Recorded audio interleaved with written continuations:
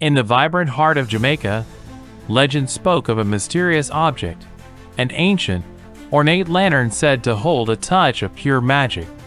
For generations, locals whispered about its power to bring happiness, but no one had ever seen it lit.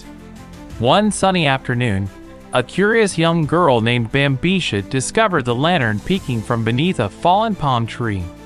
Its surface shimmered with Caribbean colors, and when she gently struck a match and lit it, the air around her sparkled brighter than ever before.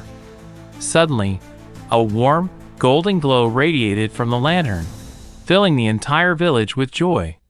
Faces that once grimaced with worries lit up with smiles. Children danced in the streets, elders laughed freely, and the island hummed with newfound happiness. Word spread quickly, and soon everyone gathered around the glowing lantern, feeling an inexplicable sense of peace and unity.